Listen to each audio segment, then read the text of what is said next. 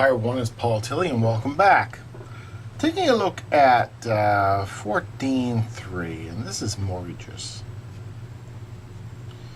A couple things about mortgages. Mortgages is another type of loan. It's the second type of loan we're going to look at. And therefore something called real property. What I mean by real property is normally when we have a mortgage, a traditional mortgage, it relates to buildings on land, and hence the word real property, real estate. We're familiar with the term real estate more than anything. The situation with these things is that they tend to be longer term. Usually they're in the 15 to 25 year repayment category.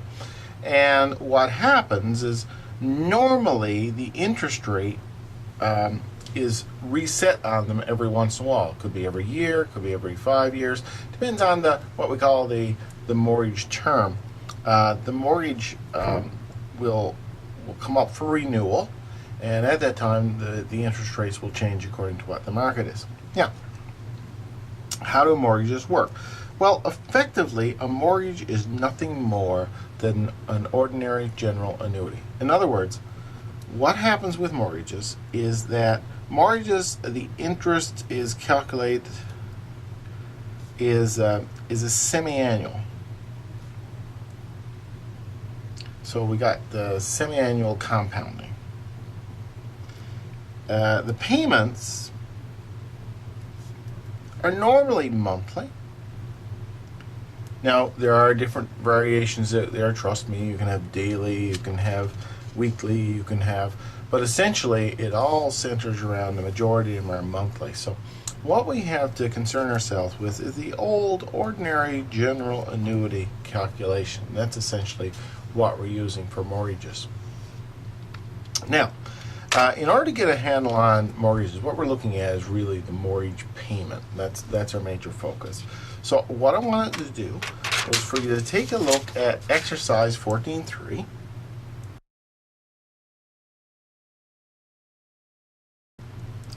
And I'm going to take a look at this time at number 3 first. And if you want to look at number 3 says,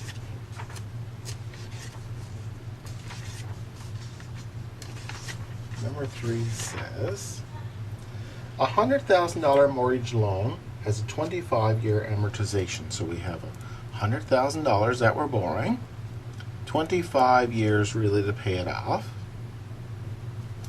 And the question is calculate the monthly payment at interest rates of 4%, 6%, and 8%. And mortgages are compounded semi-annually. Okay, now, so the first and foremost thing we need to do is to consider the ordinary general annuity. And what is it? Well, what we're doing really is calculating the payment here. So let's just write down the basic formula. The present value is the payment, and it's 1 minus 1 plus I minus n over I. Now keep in mind with the ordinary general annuity, the first thing we really need to hammer out is the value of C. And when you look at C, what you're trying to do with that is to calculate a payment factor. So let's just take a look at here, and let's go look at what the value of C is. It's a number of conversions per year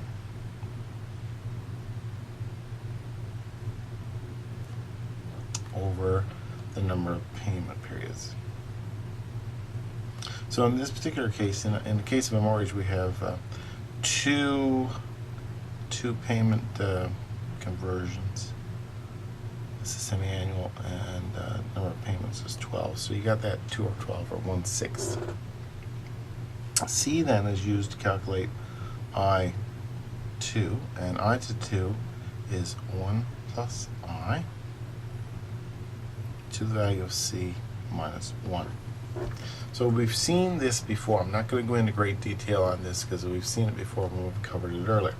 But suffice to say, you need to calculate the version of I, the value of I2, and the I will go into these slots here.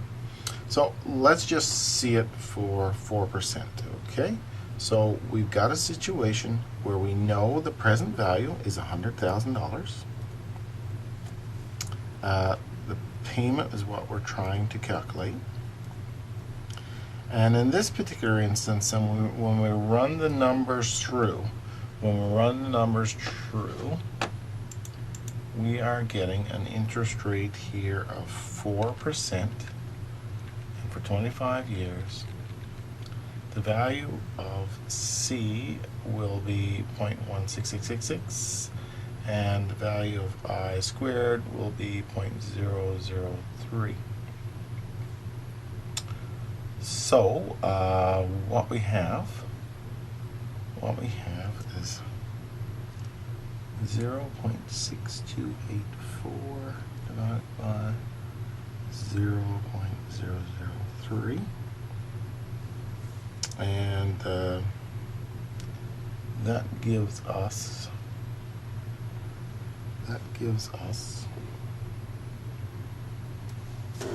a payment of, we can calculate the payment of $526.02. That's with 4%. Now, that's 4%. And next we have 6%. And we do the same thing here. It's 100,000 equals PMT. And in the case of 6%, this is going to see some of our numbers change. It'll be 0.7718 over 0.004. So the payment in this case, will come in at $639.81. So that's the payment with 6%. At 8%, again we got 100,000 equals PMT, and that's going to generate 0.8593 over 0.00655, and that will give a payment of $763.21.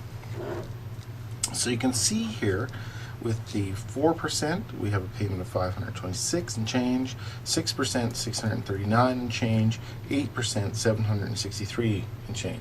So you can certainly see the impact of rising interest rates on the payment that you'd make for a given size loan.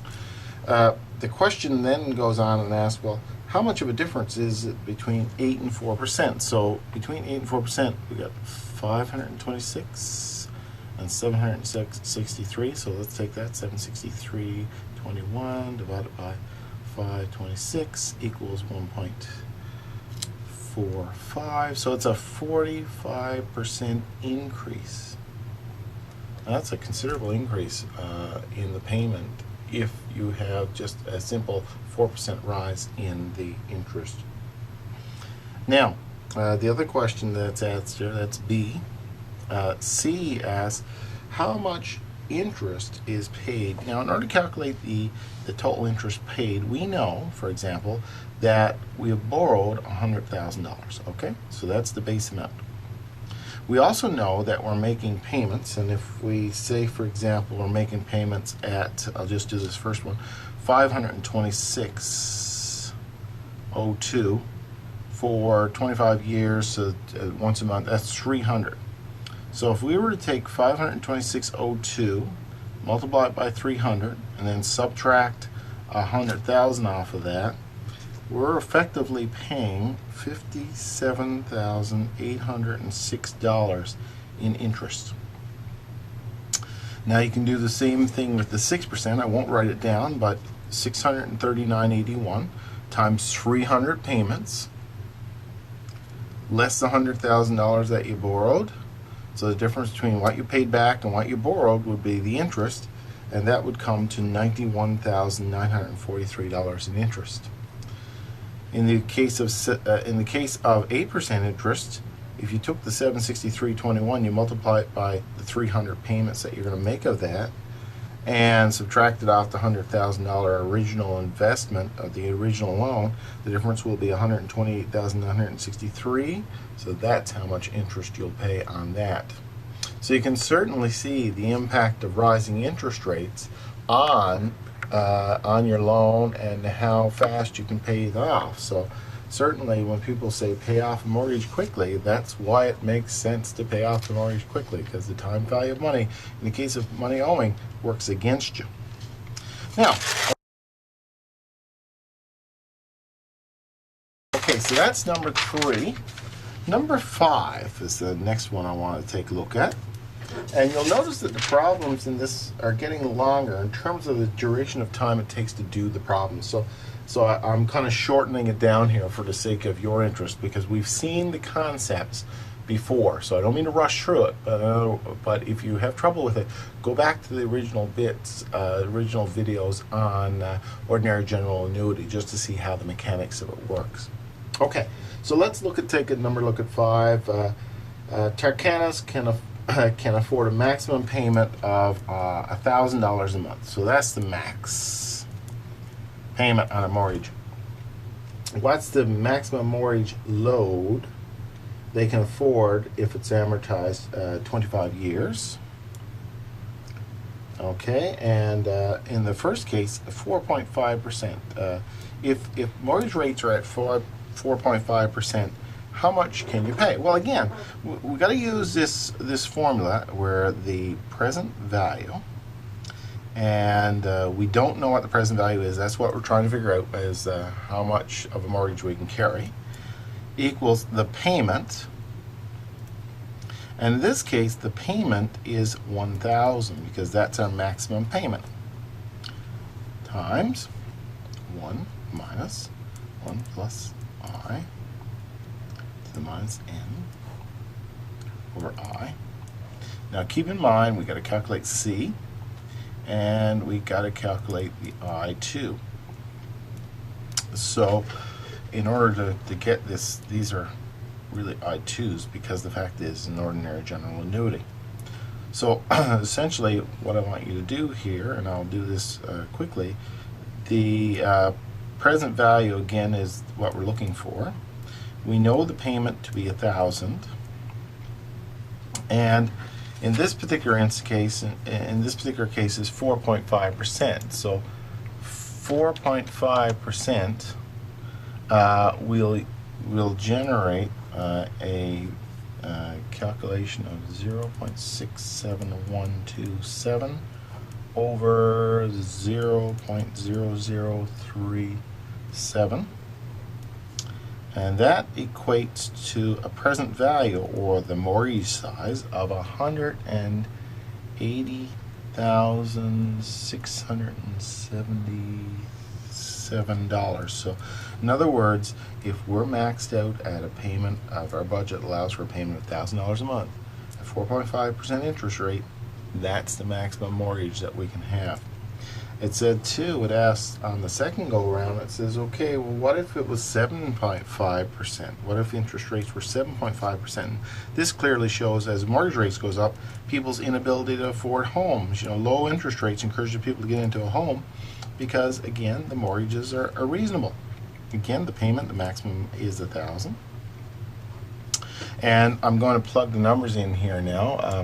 I'm using a calculator here to do this, by the way, if you're wondering where the magic numbers, I'm not that good. It's just, I just kind of plug the numbers in, and I know that that's 0.84129 and 0.006. And so this effectively is 1,000 times 0.84129, 0.06. So the present value that we can afford is $136,695. So essentially, when you do this out, you know that at 7.5% interest, the maximum house that someone could afford, a maximum size mortgage, would be significantly less, it'd be about $137,000. So this is how people calculate what they're able to do in terms of mortgages. Now, the banks uses computers and calculators to do this, but this is the background formula for how to do this sort of thing, and you should be aware of this sort of thing for the purposes of our course. Thanks for watching. If you have any questions, let me know.